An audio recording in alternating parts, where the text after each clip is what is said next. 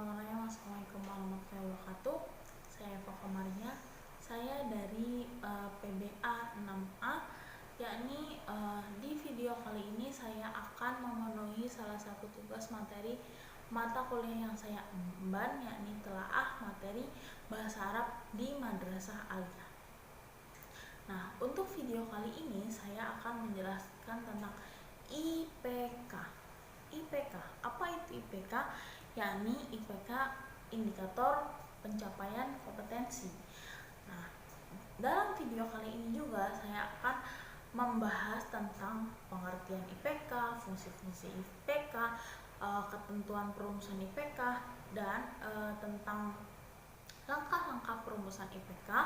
Yang kelima tentang klasifikasi IPK, dan juga saya akan merincikan rincian uraian dari IPK dari dari KD 3 dan KD 4 dari materi yang telah saya dapatkan, yakni tentang as-safar was-siyahah. Nah, langsung saja. IPK, apa itu IPK atau indikator pencapaian kompetensi? IPK yakni merupakan penanda pencapaian KD atau kompetensi dasar yang ditandai oleh perubahan perilaku yang dapat diukur, yang mencakup dari sikap, pengetahuan, dan juga keterampilan. Nah, untuk fungsi-fungsi IPK sendiri, yakni yang pertama tentang untuk dijadikan sebagai pedoman. Nah, pedoman dalam mengembangkan materi pembelajaran, dan yang kedua sebagai pedoman untuk mendesain kegiatan pembelajaran. Yang ketiga yakni tentang pedoman dalam mengembangkan bahan ajar, dan yang keempat tentang pedoman dalam merancang atau menyusun dan melaksanakan kegiatan pembelajaran dalam kelas. Jadi fungsi IPK ini sangat penting sekali, yakni tentang pengembangan materi, pengembangan bahan ajar, tentang perumusan kegiatan pembelajaran, dan juga tentang bagaimana cara merancang dan melaksanakan kegiatan pembelajaran. Nah, next, langsung saja ke bagaimanakah ketentuan-ketentuan untuk perumusan IPK atau indikator pencapaian kompetensi, yakni yang pertama, indikator ini harus dirumuskan dari kompetensi dasar. Nah, yang kedua, menggunakan kata kerja operasional atau KKO yang dapat diukur. Yang ketiga, dirumuskan dalam kalimat yang simpel, jelas, dan mudah dipahami. Yang keempat, tidak menggunakan kata ganda, kata yang bermakna ganda. Dan yang kelima, kata yang dipilih yakni hanya mengandung satu tindakan saja.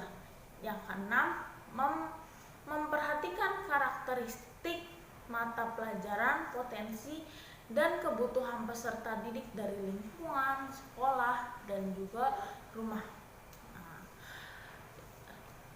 Nah, tadi adalah ketentuan dalam perumusan IPK. Lalu bagaimanakah langkah-langkah perumusan IPK? Yakni ada dua. Yang pertama dengan menganalisis tingkat kompetensi yang digunakan pada KD, dan yang kedua menganalisis indikator berdasarkan dengan tingkat UKRK. Nah, yang pertama yakni tadi menganalisis tingkat kompetensi yang digunakan pada KD. Bagaimanakah cara menganalisisnya? Yang pertama, memahami kata kerja operasional dalam taksonomi Bloom. Dan yang kedua, menerapkan kompetensi dasar yang akan diturunkan menjadi indikator. Nah, yang ketiga, menentukan kata kerja kompetensi dasar yang sesuai dengan taksonomi Bloom.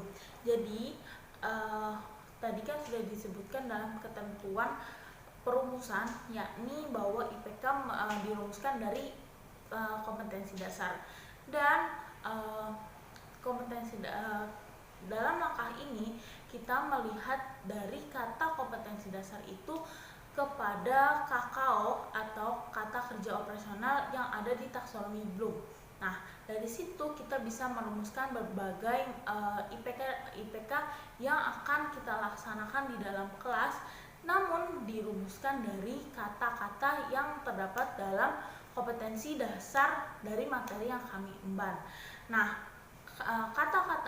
kata-kata yang dirumuskan ini didapatkan dari KKO taksonomi Bloom atau kata kerja operasional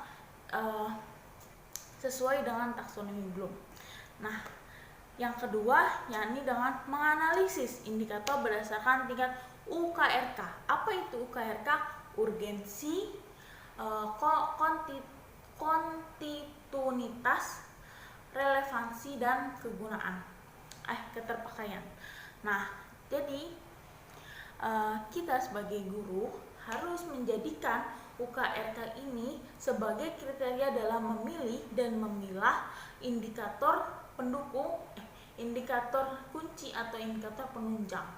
Nah, untuk kategori indikator itu sendiri dibagi menjadi 3, yakni yang pertama indikator kunci, yang kedua indikator pendukung atau indikator penunjang, yang ketiga adalah indikator pengayaan. Nah, setelah dirumuskan lalu dengan langkah-langkah tersebut, di sini ada klasifikasi dari indikator-indikator itu sendiri. Yang pertama yakni indikator kunci yang levelnya sama dengan kompetensi dasar. Yang kedua ada indikator pendukung, yakni yang levelnya ada di bawah dari kompetensi dasar. Dan yang ketiga indikator pengayaan yang levelnya ada di atas dari kompetensi dasar itu sendiri. Nah, untuk selanjutnya saya akan menyebutkan uraian dari rincian dari uraian IPK dari KD3 dan KD4 dari materi yang telah saya dapat. Langsung saja kepada KD3, yakni yang pertama KD 3.5. Nah, untuk IPK yang pertama dari KD 5 3.5.1 yakni mengartikan fungsi sosial dari teks yang berkaitan dengan tema as-safar was-siyahah yang melibatkan tindak tutur berpamitan, mengucapkan selamat jalan dan juga selamat datang, dengan memperhatikan bentuk, makna, dan fungsi gramatikal yang fungsi dari susunan gramatikal isem nakiroh wal isem ma'rifah. Nah, yang kedua yakni IPK 3.5.2 yakni menerangkan struktur dari teks yang berkaitan dengan as-safar was-siyahah yang melibatkan tindak tutur kata berpamitan, selamat jalan dan selamat tinggal yang memperhatikan dari bentuk, makna, dan fungsi susunan gramatikal isem nakiroh wal isem ma'rifah. Nah, untuk yang ketiga yakni dari IPK 3.5 berarti IPK 3.5.3 yakni merincikan unsur kebahasaan bunyi, kata, dan makna dari teks yang berkaitan dengan tema as-safar was-siyahah yang melibatkan tindak tutur berpamitan, selamat jalan dan selamat datang, yang mengandung dengan memperhatikan bentuk dan makna serta fungsi susunan gramatikal isem nakiroh wal isem ma'rifah.